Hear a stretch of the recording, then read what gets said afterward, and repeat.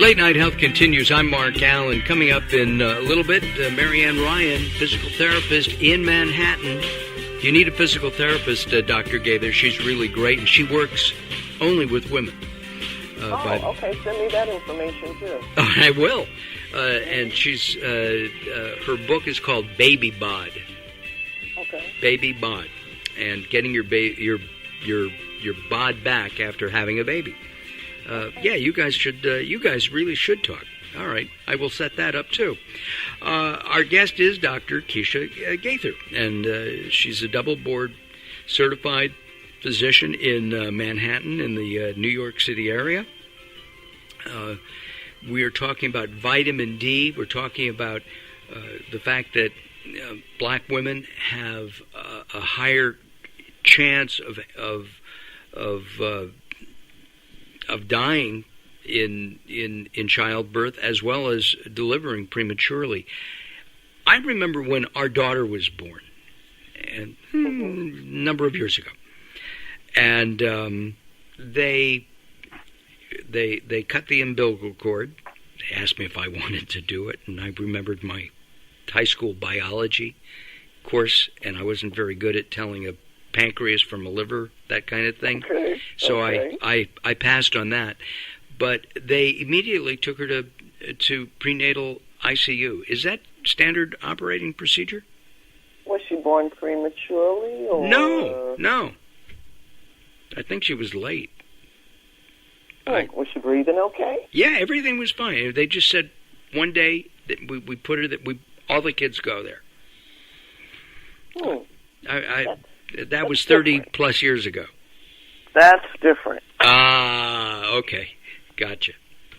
Got it. All right. You don't send them to NICU unless there's an issue. Got it. She, I just remembered she swallowed meconium fluid. There you go. That's why they did it. Okay. That's why they did it, yeah.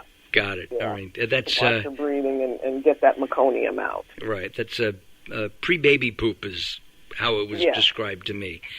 That's icky, exactly what it is. Icky it's stuff. Green, yeah. Got it. And by the way, changing diapers is not something that most men like to do.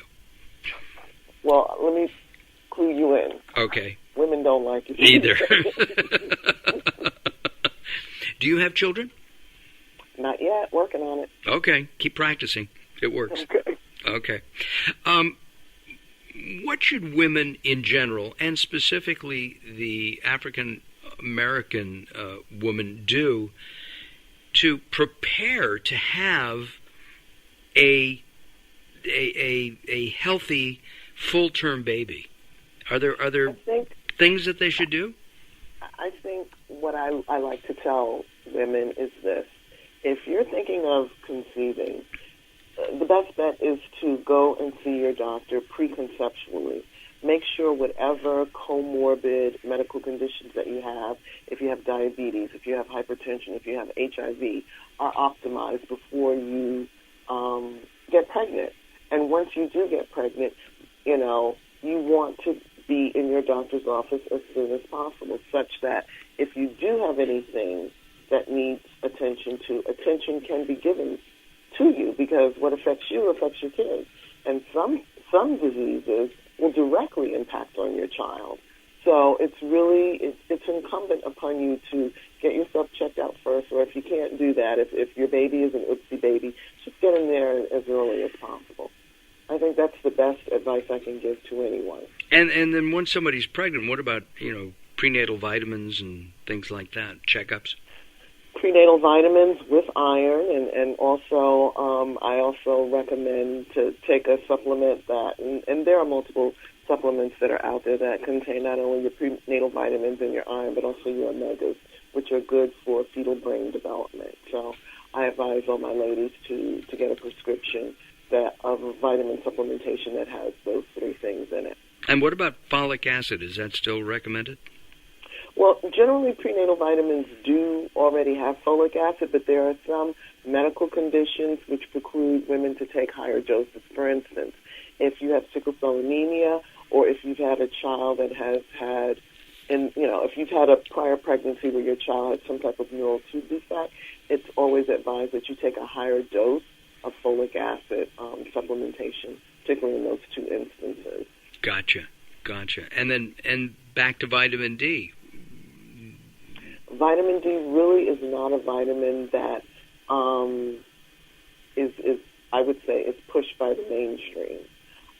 However, but given the fact that there's a lot of information coming out that it might be important, particularly as it relates to preterm labor, I think that might be a discussion that you should have with your doctor, because it's not something that is routinely assessed.